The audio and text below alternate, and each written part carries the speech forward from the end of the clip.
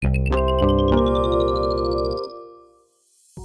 episódio de hoje, vamos falar sobre como a dermatologia está associada à endocrinologia. Nossa pele é um dos maiores e mais importantes órgãos do corpo.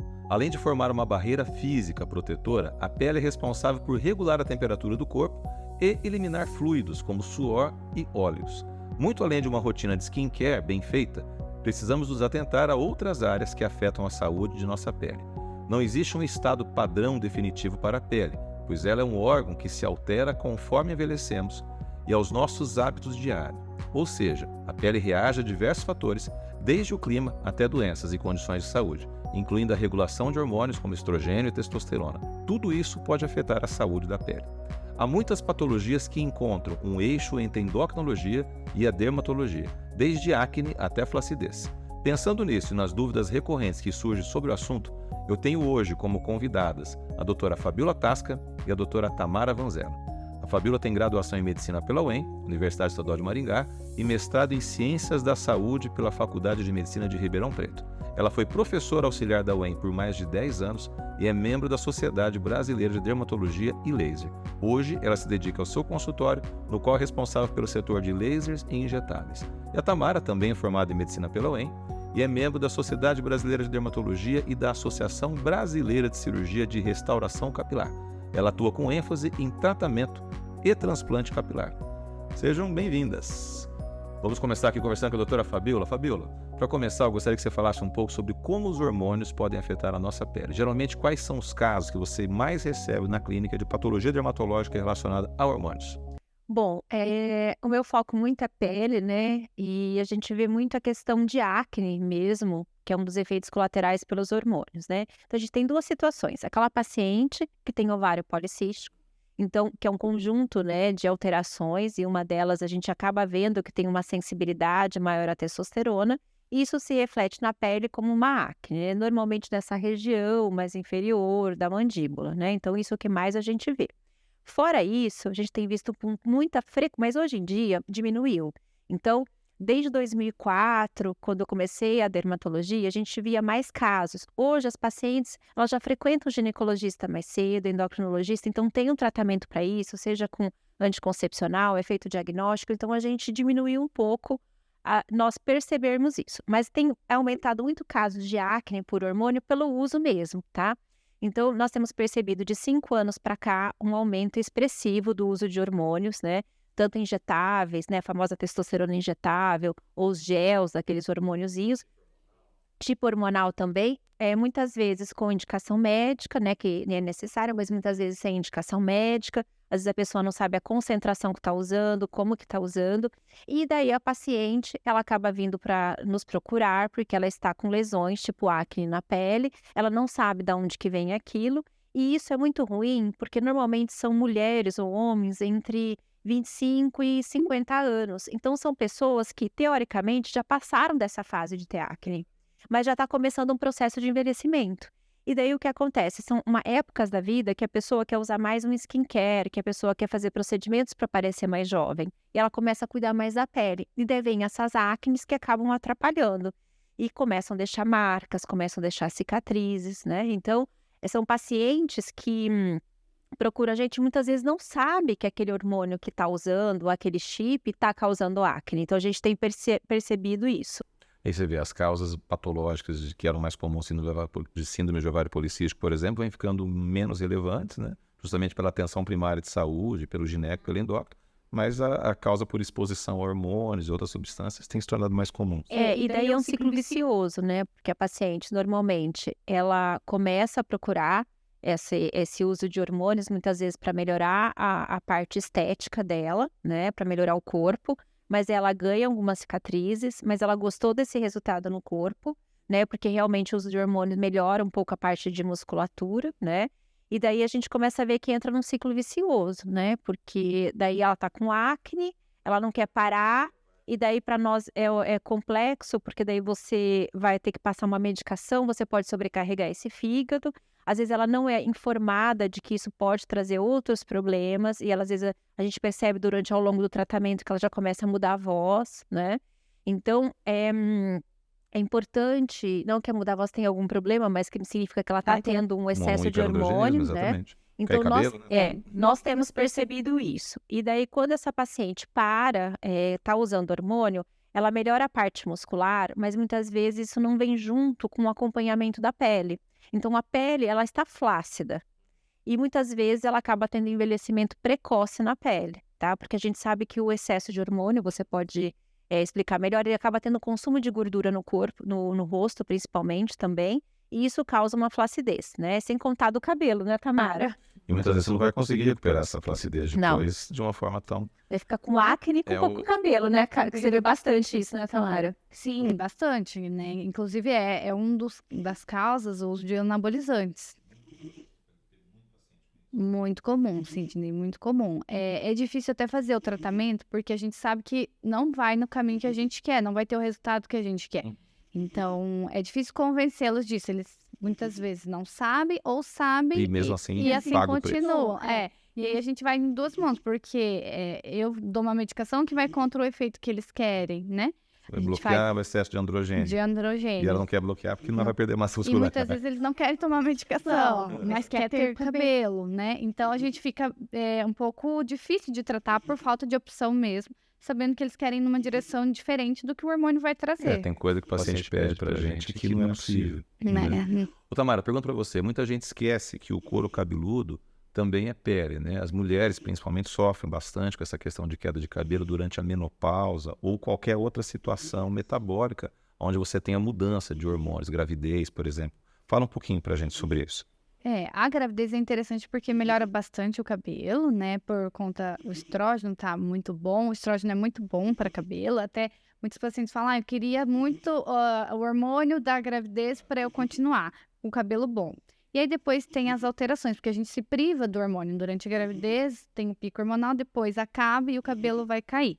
Então, cabelo e hormônio andam muito juntos, Sidney, por isso que é muito importante fazer o acompanhamento por conta disso. Muitas vezes a gente descobre alteração hormonal por conta do cabelo. O cabelo foi o termômetro que levou você a fazer diagnóstico de uma alteração hormonal. Exatamente, e aí pode ser uma alteração identificada sanguínea, uma resistência, né, uma sensibilidade aumentada desse hormônio. Eu até falo, muitas pessoas falam sobre o DHT. Vamos dosar meu DHT para ver se está alto porque eu tenho calvície? Não é por aí, não é necessário, não é... O diagnóstico clínico. O diagnóstico é clínico e a minoria vai vir com excesso, né? Você não precisa ter o excesso para você ter a queda, né? A gente sabe que a ação no receptor lá no couro cabeludo.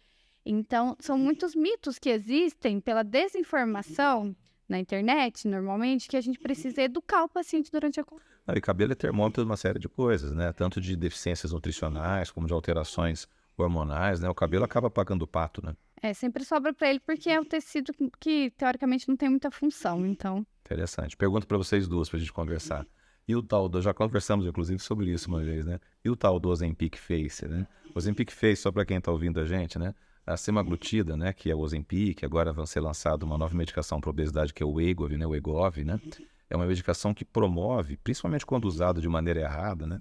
Uma perda de peso muito rápida, né? E, logicamente, quando a gente perde peso muito rápido, muitas coisas acabam caindo junto, né? E aí a imprensa chama isso hoje de Ozempic Face, né? Como é que a dermatologia vê isso? O que a gente pode fazer para tentar melhorar? Na verdade, uma coisa que tem que ficar clara, Sidney, para quem está escutando a gente, é que na verdade não é um efeito colateral do Ozempic. O Ozempic ele não causa essa flacidez e essa Ozempic Face. Na verdade, é a perda de peso que a medicação acaba ocasionando como qualquer perda de peso. Então, independente de ser Ozempic, qualquer perda de peso é bariátrico, quando o peso ele é perdido muito rapidamente, né? Pode o quê? Acabar consumindo os depósitos de gordura que a gente tem na face. Então, nós temos depósitos de gordura que são os coxins, que isso, inclusive, está ligado ao rejuvenescimento. Porque com o envelhecimento, a gente vai perdendo gordura, principalmente aqui na região malar do rosto, e a gente acumula nas regiões mais inferiores. Então, quando o paciente usa o Ozempic, ele perde peso, tem um consumo dessa gordura. Então, você tem o quê? Desmorona a face, você tem uma flacidez, tá? Fora isso, tem outras coisas que vêm junto com essa perda de peso pelo Ozempic. Às vezes o paciente, ele não se alimenta da maneira adequada, ele perde peso, mas ele tem uma série de deficiências de proteínas, vitaminas. Isso acaba repercutindo em dieta restritiva, isso acaba repercutindo também na qualidade da pele. Então, hoje a gente sabe que essa qualidade da pele é importante. Então, esse conjunto, né? O que a gente avalia, e você talvez como endócrino você pode pontuar isso melhor, que a obesidade é uma doença que tem repercussões sistêmicas. Então, perder peso, muitas vezes, é necessário para esse paciente.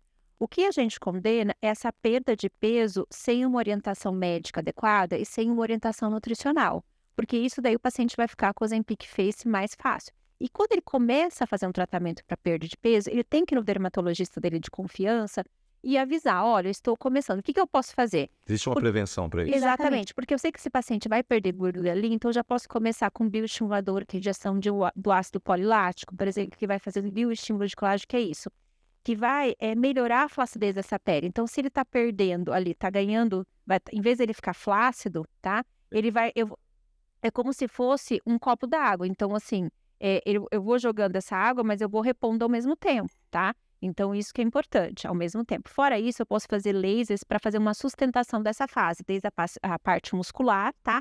Até os ligamentos. Então, tem mecanismo esse paciente perder e ele não desenvolver esse Ozempic Face. A mesma coisa no corpo, tá? Então, não dá para mim, por exemplo, ele vai perder lá abdômen, medidas, vai perder braço, né? Vai sobrar pele. Às vezes, a pele, principalmente para a mulher, ela é muito pior do que ela tá com o braço, às vezes, com aquela gordurinha. Quando Perdeu ela a gordura, mas a pele ficou pendurada. Ali. fica pior, né? Então, a gente pode também trabalhando com aparelhos, né? Os bioestimuladores, ultrassom microfocado, fios de PDO. Então, você pode fazer um planejamento estratégico para o seu paciente, entendeu? Então, é importante ele fazer isso, né? E a mesma coisa o cabelo, né? O cabelo também. O que a gente vê é muita deficiência nutricional de proteína mesmo, né? Que eu acho que as pessoas que tomam acabam comendo menos carne, enfim. E o que muitas pessoas associam, Sidney, é vitamina. Eu tomo todas as vitaminas, até bariátrico, né? Só que acaba deixando a desejar na que falta e na proteína. E o cabelo, 85% é proteína, queratina, então a gente precisa de um aporte nutricional. Daqui a pouco eles vão inventar um termo, Ozempic Hair, né? Agora já tem o Ozempic Face, nós vamos pro Ozempic Hair, né? Ozempic Body. O Ozempic Body, né? Logo o coitado do Ozempic vai levar a culpa, né? Lembrando que as pessoas usam, né? A maior parte dos casos hoje, sem qualquer acompanhamento médico, às vezes usam diário uma medicação que é para usar semanalmente, né? Então, o mau uso da medicação também, acho que dá um problema um pouco maior que isso, né? A dermatologia evoluiu muito, né? Eu lembro que quando a Fabiola foi minha caloura na faculdade, você veio um pouco depois, nós três fizemos a mesma universidade, e a dermato não fazia tudo isso, né, Fabiola? Não. Então foi uma das áreas que mais evoluiu, né? E pergunta para você, né? Essa onda de medicação à vontade, que as pessoas tentam obter resultados instantâneos, rede social muitas vezes processando, né? As pessoas terem o corpo perfeito, e tem muitos casos que o paciente procura tomar anabolizante, né? Já estava conversando sobre isso, quero tomar um pouquinho esse tema agora. Além de ser um risco para a saúde, ele sofre bastante com excesso de hormônios, né? No cabelo, Tamara, o uso específico de anabolizantes sobre cabelo, tá? O que acontece? O que acontece principalmente é uma alopecia androgenética induzida por hormônio. O que é isso? Calvície, né? A alopecia androgenética, se você tem o gene e nesses pacientes, muitas vezes você não precisa ter a genética. Então, por um hormônio externo, que é a testosterona, ele vai ser convertido em dihidrotestosterona e esse DHT vai afinar o cabelo. Então, a gente percebe um afinamento muito importante, uma perda de cabelo muito importante no padrão de calvície. E isso é irreversível? Isso depende do grau, Sidney. Então, assim, se o paciente já está num grau avançado, mesmo que seja por causa exógena, o uso externo de hormônio, vai conseguir. Você vai ter que fazer um transplante, e ainda assim, o transplante na vigência do hormônio, ele não tem o mesmo resultado. Eu sempre falo para os pacientes, porque o transplante leva 1 ano para ter resultado. Então, se 1 ano você estiver usando um anabolizante, é esse 1 ano que ele vai já nascer miniaturizado, já vai nascer mais fino e muitos não vão nascer, então você perde no resultado. Então, mesmo exógeno, você fala, mas se eu tirar, tá tudo certo. Não tá, depende do grau. Demora um tempo. Se você teve perda folicular, você não vai recuperar. Quer dizer, existe um ponto do qual, daquele para frente não a adianta. coisa não volta mais. Por isso que é importante sempre tratamento precoce, o quanto antes. É importante a gente conversar sobre isso com as pessoas, porque assim, as pessoas geralmente quando vão para o uso de anabolizante, elas veem o lado bom da coisa. Sim. E geralmente quem posta, né, que a gente vê as mulheres super bombadas, super definidas e tal, mas pouca gente vai lá postar depois qual foi o efeito indesejado do uso de anabolizantes, né? Eu acho que é importante, né? A mesma coisa pro chip. Eu já tive muitos pacientes que falaram, nunca mais coloco, porque assim, queda de cabelo, perda de cabelo, muito importante, nunca mais querem ouvir falar. por conta do malefício. E o chip tem um problema ainda que assim, né? Quando a pessoa toma lá, usa um gel, né? De testosterona, consegue você parou, parar. 24 horas acabou, né? A pessoa fez uma injeção, dura 15 dias, né? Agora o tal do chip, ninguém sabe quanto tempo dura, né? Não existem estudos de segurança, de biodisponibilidade. Tem uma questão também, que quando a pessoa tá bombada, né, com esse uso exagerado de hormônio, ela fala para todo mundo que ela tá usando. Quando dá errado, ela não vai falar que ela tava com. Não, ninguém fala. Então, talvez tenha até mais pessoas que mais problemas e que talvez não cheguem, né, ao conhecimento público, porque muitas pessoas, quando começam a ter problemas, escondem, né? E muita gente faz o uso escondido também. Então, a gente sabe que a pessoa começa a usar, ainda nem tem os benefícios, mas já começa a ter as complicações. Então, se é uma pessoa que tem predisposição, muitas vezes, a ter uma trombofilia, mas não sabe, ela começa a usar hormônio, ela faz uma trombose, muitas vezes tem todos os efeitos, né, colaterais disso, mas não deu tempo para ela ficar bombada, então ela só colhia os malefícios. Os malefícios. Né? Então, isso que é importante. Às vezes tinha um tumor, né? Sim. Então, aqui ninguém é contra o uso de hormônios, né? De bem claro. Só que a gente acha que é uma coisa que tem que ser bem orientada. Né? Exatamente. Existem indicações e contraindicações. Exatamente. Também, né? Tem que seguir a regra do jogo, né, gente? Né?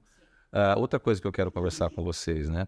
A pele, né? A gente está falando agora há pouco que o cabelo muitas vezes leva ao diagnóstico de situações metabólicas que o paciente não conhecia, né? Muitas vezes o paciente procura você com queda de cabelo e daquela queda de cabelo, daquele cabelo fino, você acaba descobrindo alguma outra situação, uma deficiência de vitamina, um hipotireoidismo, alguma coisa, né? Uma outra coisa que a gente vê é muito paciente diabético, né? Paciente diabético também, então existe, da mesma forma que o cabelo pode mostrar doenças que o paciente não conhecia, diabetes também pode demonstrar doenças que o paciente não conhecia, né? Desde ressecamento, né? Uma das coisas que a gente sempre fala também, de acantose, né? Que é o escurecimento das linhas cutâneas. Quais situações que vocês mais veem na prática clínica de vocês, onde a pele pode levar ao diagnóstico de uma doença sistêmica? Da minha parte, que a gente examina muito a pele, né? Atende muito paciente com queixas e acaba fazendo bastante tecnologias para a pele, uma das principais causas é o escurecimento da axila e das virilhas, né? E principalmente também da região aqui do pescoço, que é a acantose. Então, o escurecimento nessa região, a pele fica mais grossa, mais escura e às vezes tem até microverruguinhas, tá? Essa acantose mesmo a gente pode ver muitas vezes debaixo dos olhos também, tá? Então, muitas vezes o paciente vem procurar porque ele achou que a olheira piorou, ele acha que não tá dormindo e a gente vai ver que muitas vezes tem um excesso de ferro, uma ferritina alta, que a gente consegue outra situação, né, que pode dessa pigmentação na pele, né, dando casos até de ocronose também, né, às vezes por endógena, exógena e muitas vezes também a insulina alta, né. Outra coisa também que a gente tem que ver, com o excesso de insulina, né, ele acaba degradando o colágeno. Ele faz um processo de glicação, né, no nosso colágeno, nas nossas estruturas, né, que nós temos na pele, e isso acaba acelerando o envelhecimento. Então, esse processo de glicação da insulina alta acaba envelhecendo muito o paciente, tá? Fora isso, a insulina também alta, ela acaba fazendo o quê? Acaba inflamando a pele. Então, piora quadros de acne, né? De rosácea, porque a insulina acaba agindo diretamente na glândula sebácea, então destrói colágeno, aumenta a oleosidade, né? E além disso, tem esse escurecimento todo aí no corpo, né? E a gente tem que lembrar que às vezes o paciente ele faz muito procedimento para estimular o colágeno, mas ele continua comendo uma carga alta de doce, vamos supor, tudo acaba bloqueando esse efeito. Então, é muito importante ter uma orientação, mas mais que isso, fazer o diagnóstico precoce. Eu me lembro de uma história uma vez que eu atendi uma paciente, e eu acho que ainda tem muito desinformação na própria área médica, tá? Eu atendi uma paciente, uma vez que veio para mim, que ela falou assim, Fabíola, todo mundo fala que eu tô com meu pescoço sujo. E eu já lavei várias vezes, não é isso, minha axila também, não vou no clube, e a parte interna da perna, você não depila, não faz nada, tá? E daí eu fiz um exame, a glicemia estava normal, você explica isso melhor? Estava em 89, 90, mas a insulina dela estava em 50. E daí eu fiz, era uma época que eu atendi ainda alguns planos de saúde, eu fiz um encaminhamento, faz alguns anos, e ela passou por vários médicos que eles falavam que estava normal, porque viam só a glicemia, né? E daí eu falei que não, até que eu acabei encaminhando para você na época, você viu, você fez o diagnóstico de resistência à insulina e que ela trata até hoje, né? O interessante foi que se tivesse deixado para não tratar essa paciente naquela época, provavelmente estaria muito pior, Ela seria né? diabética hoje. Seria diabética. Então, muitas vezes, a gente precisa fazer esse diagnóstico, o médico precisa ser informado disso, né? Eu acho que é a mesma coisa do cabelo, né?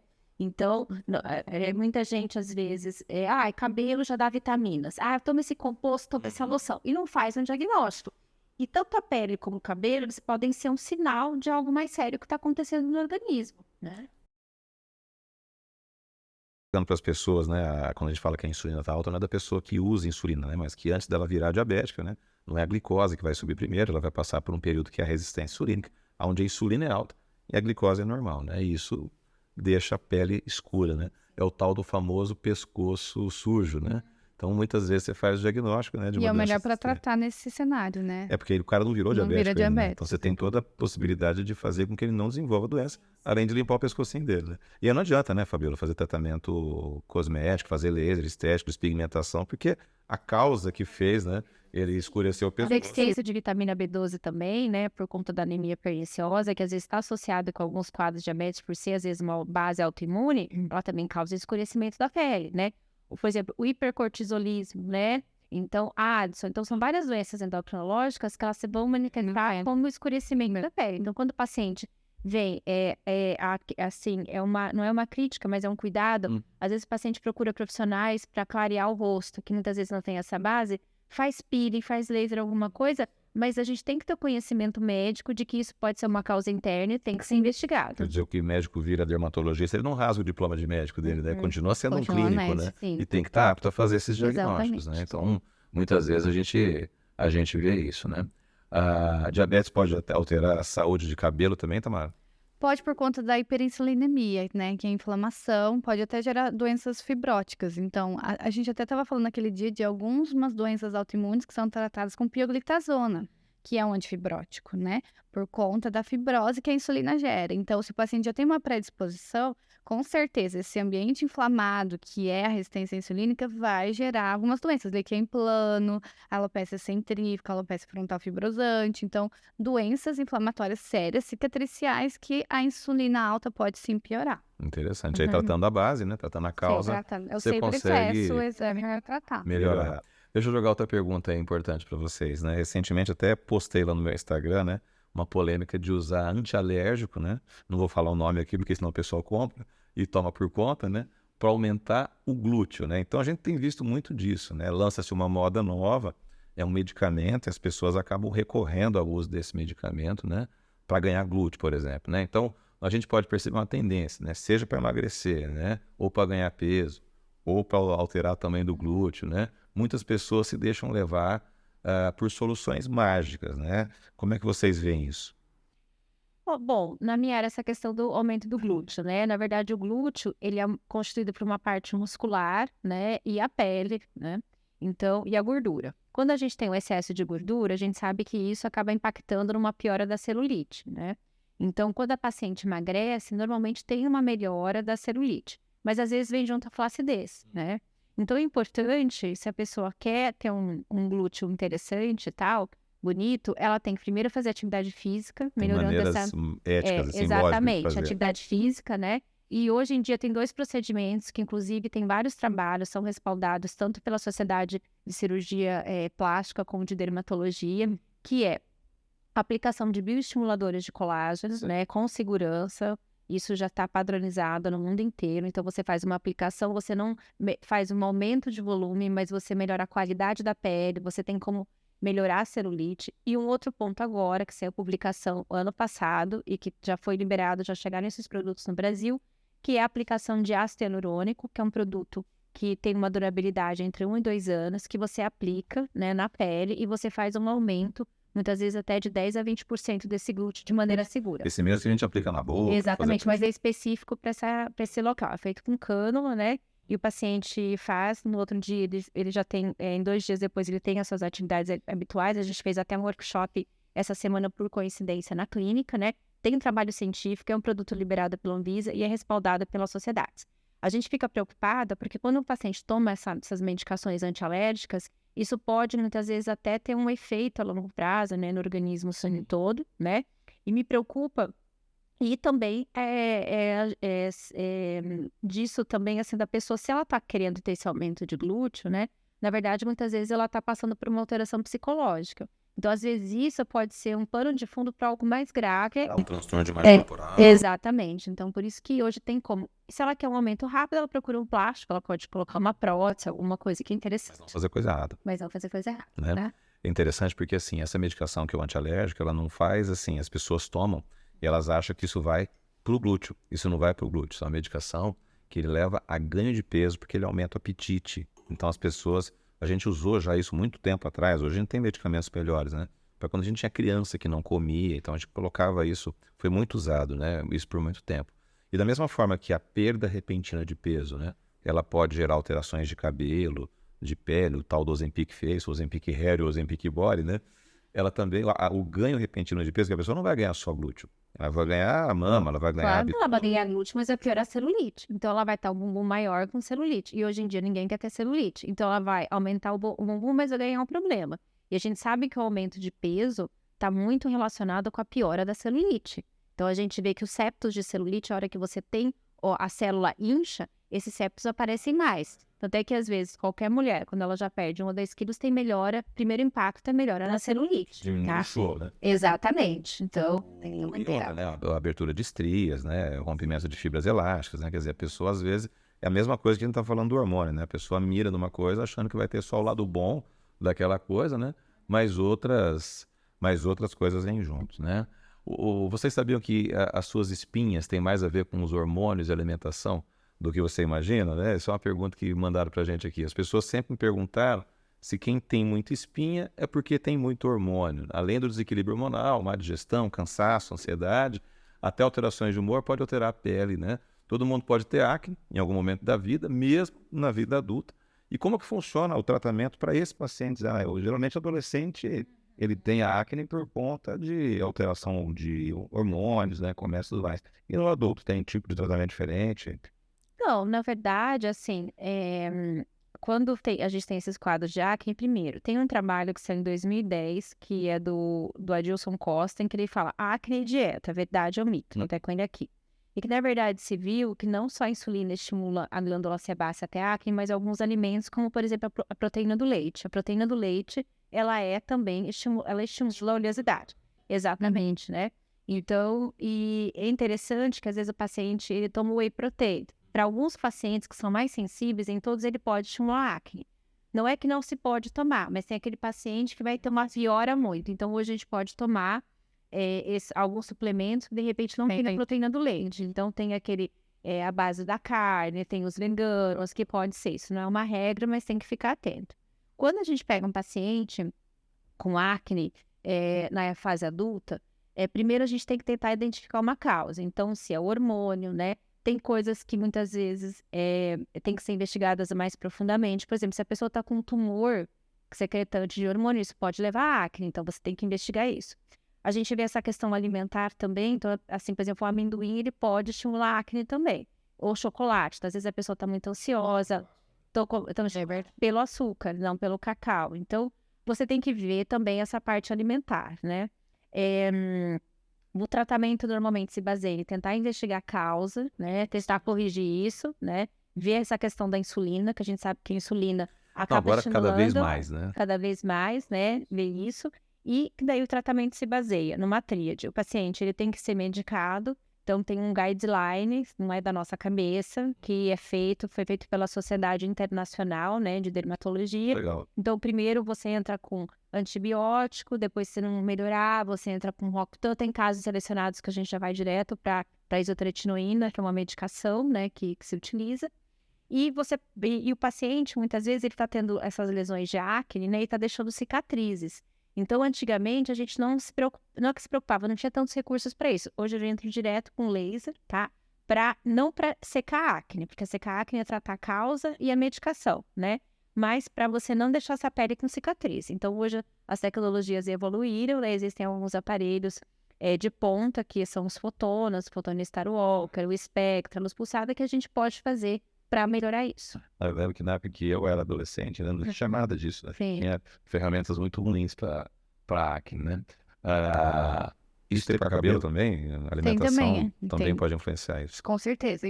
A gente também descobre muita intolerância alimentar por conta de... E acaba caindo cabelo. alteração de queda de cabelo e inflamação. Qualquer coisa que é cabelo. É, o cabelo Né? fala. Eu sempre falo, o cabelo O fala. cabelo fala, né? Outra coisa, medicações como, por exemplo, a isotretinoína, né? Que é o vulgo Roacutan. Às vezes a gente não gosta de falar nome comercial de medicação, mas às vezes o paciente, se a gente falar isotretinoína, antigamente, quando lançou essa medicação, já tem bastante tempo para estar no mercado, né? Bem mais de 10 anos, né? Sim. Mais de 30. Mais de 30, né? O tempo passa rápido. Só que o pessoal tinha muito medo de tomar isso, né? De quem que pode tomar essa medicação, o que isso faz, tanto na pele, Fabiola, como no couro cabeludo também.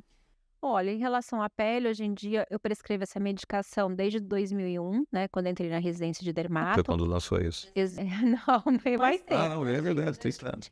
Na verdade, essa é uma medicação que a gente faz um acompanhamento com exames, mas é uma medicação que é utilizada há muito tempo. E é uma medicação que, se tem acompanhamento, é igual à medicação para perder peso, né? Saber fazer. Tem que saber orientar, mas hoje em dia mudou, né, Tamara? Tem aquele guideline novo, Sim. você pode usar microdoses, né? Então, não se Para fala lift, dose, né? Não se usa mais o Roacutan hoje só para... Para oleosidade, para o cabelo, você tem Para cabelo, para oleosidade de cabelo, para foliculite, a gente tem indicação de Roacutan. E é isso, são doses menores. PCA fibrosante Fibrosante frontal, frontal também, que tem pápulas faciais. para rosácea eu tenho utilizado, né? Quem que é o paciente que pode usar e quem que é o paciente que não pode usar uma medicação dessa? Olha, tem que ver pelos exames. Mulheres que querem engravidar não Quanto podem. tempo? 2 meses. 2 meses.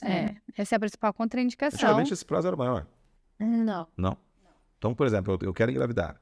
Eu tenho que ter pelo menos 2 meses. Entre o último comprimido e você a primeira tentativa, tá? E outra coisa também, tem que ver a questão do fígado e colesterol. Quem tem colesterol alto pode aumentar mais. E a questão do fígado, daí a gente entra naquela conversa que a gente teve agora no início. Então, às vezes, a paciente, ela está insatisfeita com o corpo dela, em vez de ela procurar fazer assim, não, vou fazer atividade física, orientação alimentar, ela quer o caminho muitas vezes mais fácil, né? A paciente. Então, ela vai muitas vezes para um hormônio. Daí ela fica bombada com hormônio, doses altas, associada a um pouco de atividade física. Careca com a cara cheia de espinho. E daí começa a tomar vários suplementos também, muitas vezes. Não sou contra suplemento, mas tem algumas pacientes que têm uma hipersensibilidade, então precisa ser visto isso. E daí acaba tendo acne, e esse fígado já está sobrecarregado, e daí fica complexo a gente entrar com mais uma medicação. E daí o Roacutan, às vezes, acaba sendo o vilão da história, a isotretinoína, porque às vezes a paciente não comenta que está usando essa carga alta de hormônio. Então, é interação. Então, eu acho que precisa fazer exame antes, né, e ver. Então, é todo um conjunto, né? Eu acho que tem que ficar claro, Sidney, aqui que ninguém é contra o uso de hormônios, mas a gente teve esses últimas semanas, né, um comunicado de todas as sociedades médicas alertando, né, que todas as sociedades médicas fizeram juntas especialidades sobre o uso abusivo de anabolizantes. Então, a gente, como médico, tem que alertar o paciente que, às vezes, o caminho mais fácil não é o melhor caminho. E, às vezes, para mostrar um corpo, né, aquela competição de mostrar um corpo maravilhoso no Instagram, tudo, para o seu círculo de amizades, não pode ter como preço a sua saúde, tá? E a gente está pensando também em banco de colágeno para a pele. Então, tudo isso foca o seguinte, a gente quer qualidade de vida, mas a gente quer qualidade de pele e cabelo. Eu acho que existe a maneira, eu sempre falo para meus pacientes, existe sempre a maneira certa e errada da gente fazer a mesma coisa, né? A certa e errada a gente atinge um objetivo, né? Então, vamos para a certa, né? As sociedades, elas têm feito um trabalho muito importante de orientação, porque nunca ninguém vem a público para colocar o que deu errado, né? As pessoas vêm para postar a foto perfeita, né? O que muitas vezes quem está lá do lado de cada telinha não sabe é que para a pessoa postar aquela foto, ela tirou 40 fotos. E aquela foi a melhor de uma série de 40. Hoje tem filtros, né, e tudo mais. Então, as pessoas buscam algo irreal. E muitas coisas na busca desse algo irreal, elas acabam colocando a própria saúde em risco. E essa a gente tem uma só, né? Então, as consequências, estamos falando aqui de dermatologia, né? Mas as consequências vão muito além disso, né? Gente, para encerrar, eu quero que você, Fabíola, você, Tamara, me falem. A gente viu a dermatologia como especialidade médica mudar muito nos últimos anos, né? A tecnologia embarcada hoje na dermato, que dermatologista, a gente fala brincando que tem muita coisa que antigamente a gente só conseguia com procedimentos muito invasivos, né? Que exigia mexer com sangue, faca, essas coisas todas, e que hoje vocês conseguem fazer de forma não invasiva.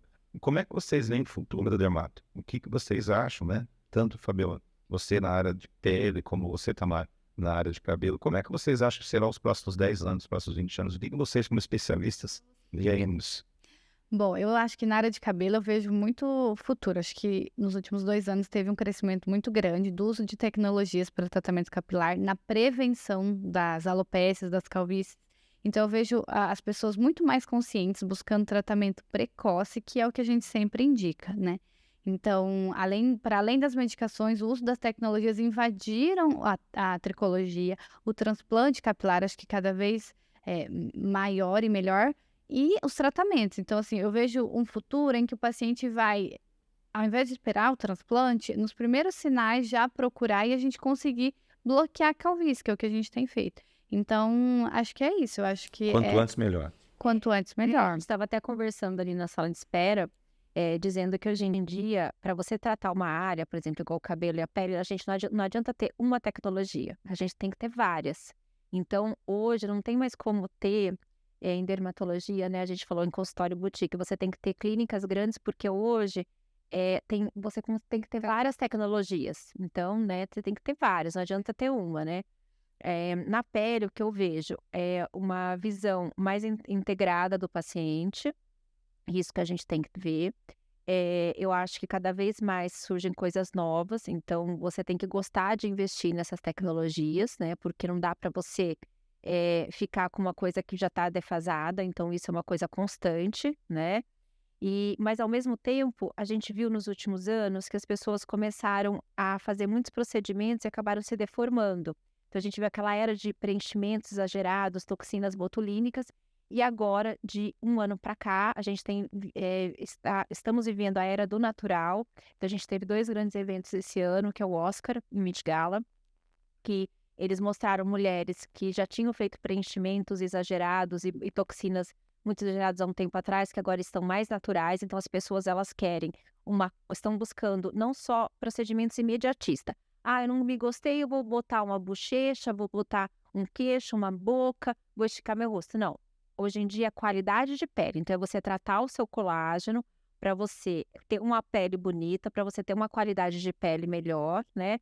E perceberam que, eu vou resumir tudo isso na Gisele Bündchen, que é aquela brasileira, que no último Met Gala ela estava já, né, no seu auge dos 40 anos, já com alguns sinais de envelhecimento, pescoço um pouquinho mais envelhecido, algumas ruguinhas, e ela abalou. Então, para mostrar que não é a ausência de rugas que deixa você bonito ou deixa você jovem, é um conjunto, tá? E o excesso, ele envelhece mais do que não. E para isso, não é a ausência de você não fazer nada, é você fazer coisas que te deixam bem, mas de maneira natural, tá? Então, era do natural. Então, a mesma coisa, sobrancelha. A Tamara tem feito bastante transplante de sobrancelha, né? E eu vejo na clínica que as pacientes ficam mais bonitas, ficam mais jovens. Por quê? A gente sai daquela coisa muito artificial e agora já tá indo para cabelo, né? Para você implantar cabelo, né? E muita coisa selfie, as pessoas querem o que é delas, né? Então, o transplante é o cabelo dela, né? O colágeno é o colágeno dela. Então, é muita coisa da pessoa. Isso tem mais Você chance de estimular o organismo, voltar a produzir, voltar a melhorar. produzir. Então, uma coisa mais integrativa, né? O que eu vejo nos próximos 10 anos, que na verdade a gente vai começar tratamentos mais precoces, né? E eu acho que a paciente, ela vai cada vez mais vai conseguir produzir seu próprio colágeno. E eu acho que dessa maneira, no futuro próximo, a gente vai conseguir meio que paralisar o envelhecimento em relação à pele. Então, a pessoa, ela vai, do organismo também, ela vai acabar vivendo mais, com uma qualidade de vida melhor, mas a pele também, tá? Aquilo que a gente vê por dentro, né, acaba se refletindo na pele, né? Considerações finais? Obrigada pelo convite, adoramos estar Prazer aqui. imenso estar com vocês aqui. Tem. E olha, dá pano pra manga aí pra gente conversar mais uns 5 podcasts desses. Eu queria dar um recado final, que eu acho assim, vamos fazer 24 anos ano que vem, que eu sou médica, 20 anos de dermato já, e a gente passa por vários modismos aí, né? E eu acho que a pessoa tem que tomar muito cuidado com modismos, né? Então, quando você vai procurar um profissional para te orientar na pele, no cabelo, ou mesmo na parte de endocrinologia, eu acho que você tem que ver o histórico desse paciente, o histórico desse médico, né? E como que ele trabalha, porque milagres não existem, tá? Milagre não existe, né? A gente gostaria, talvez um dia É, a vai gente ser possível, fizesse, mas talvez por vai ter uma enquanto, cápsula, não. né? E é importante que tudo que a gente aplica na pele, no cabelo, que o médico prescreva, como no seu caso, seja respaldado pelas nossas sociedades. Sim. Sociedade de dermato tem que ter um respaldo científico, né? Então, isso a gente sai da moda. E tomar cuidado com promessas muito fáceis, tá? E às vezes, a função do médico é dizer não. Às vezes, o paciente não entende aquele não no momento, mas é um não que a gente está preocupado com a saúde dele. Pensando a longo prazo, né? Não. Exatamente. Então, quando uma paciente quer, às vezes, fazer um preenchimento exagerado, eu estou pensando nisso. Um preenchimento que não tem autorização da Anvisa, ou um preenchimento que tem polêmica, né? Como, por exemplo, o PMMA, ou a bioplastia, né? Que apesar de ter regularização na Anvisa, não é recomendado pela Sociedade de Plástica nem de Dermato. Às vezes a gente orientar esse paciente e falar, não estou fazendo, não faço por esse motivo. Então, o paciente, ele tem que se sentir bem cuidado, tá? E tomar cuidado com milagres. É uma coisa que eu sempre falo assim, né? Muitas vezes, quando a gente fala esse não para o paciente, você ganha um carimbo de conservador na testa, né? Não é questão de ser conservador, é de ser responsável pela saúde do paciente. E cuidado com amigas, né? E amigos. Porque às vezes, todo mundo que eu tô andando tá tomando, no caso, a medicação para perder peso. Você vai lá e compra, então você vai na onda. Porque uma pessoa não é igual a outra pessoa, né? A gente tem genéticas diferentes, biotipos diferentes, predisposições O paciente diferentes. não é médico, ele não Exatamente. consegue julgar Então, isso. um recado é o seguinte, você quer cuidar da saúde, você tem que priorizar. Escolha um profissional, siga esse tratamento, tome cuidado com o Instagram e com a internet. Muitas vezes se vende uma coisa que não é real e tome cuidado com modismos. Acho que foi um bom recado final. Tá bom. Né? Pessoal, muito obrigado, viu? Obrigada, Sidney. Só lembrando para a nossa audiência que a cada 15 dias nós temos aqui um novo podcast. Vocês têm aqui no campo do comentários, onde vocês podem interagir com a gente. E as perguntas de vocês são sempre muito bem-vindas. Muito obrigado.